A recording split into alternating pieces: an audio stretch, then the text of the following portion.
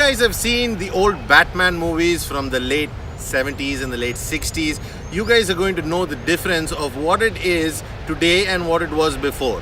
Now, I'd like to make an analogy here, so just take a look. We're outnumbered 8-3. It's not the odds, Robin, it's the atmosphere. Joker guy. Wait a minute. They'd be in the same boat if they couldn't see us. Now, what am I trying to say?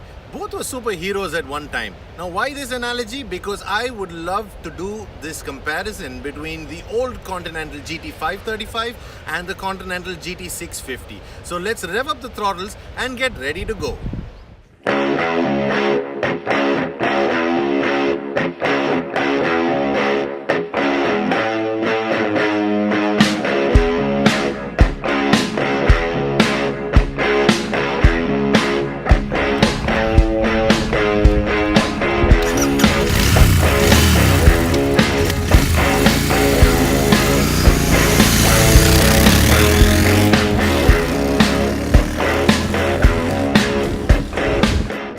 If you had a chance to ride the old Continental GT 535, which came back in 2012, you're going to be amazed at what Royal Enfield has done with this bike. It shares the same frame, but that's where it stops. Everything else is different. They have made it a twin cylinder. They have bumped up the horsepower from 29 horsepower to 44 horsepower, and that's amazing what they have done with this bike. And I would like to know more, so let's get into it.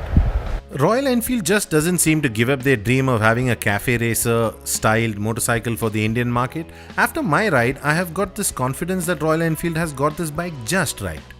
Weighing in at just under 200 kilos, it's a simple city bike yet sophisticated enough to give other bikes a run for its money. A 5-stage preload adjustment offers you just the right damping you would need in any situation. 47 horses kick in at little over 7,400 RPM and 52 Newton meters of torque at 5,250 RPM. But keep in mind, you have almost 80% of the allowable torque at just under 2,500 RPM, and that helps a whole lot in most roads you'd be traveling in. It uses a digital spark ignition and is fuel injected, and the 6-speed transmission allows you seamless power delivery because of all its well set gear ratios.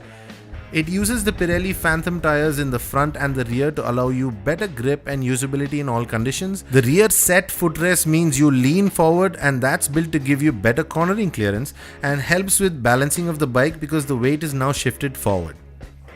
I do wish the fuel tank capacity was a little more than 12 liters because now you'll be adding more fuel stops to your travel schedule if you're an avid traveler.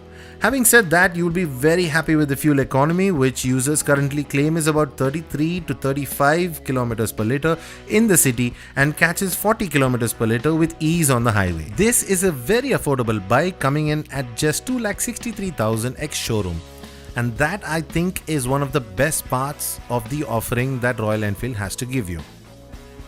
So how do the old and the new bikes compare? New one is 47, the old one is 29, new one is twin cylinder, this is a single cylinder. Oil and air cooled, this is only air. 6-speed transmission, a 5-speed transmission. 52 Newton meters of torque and 44 Newton meters of torque.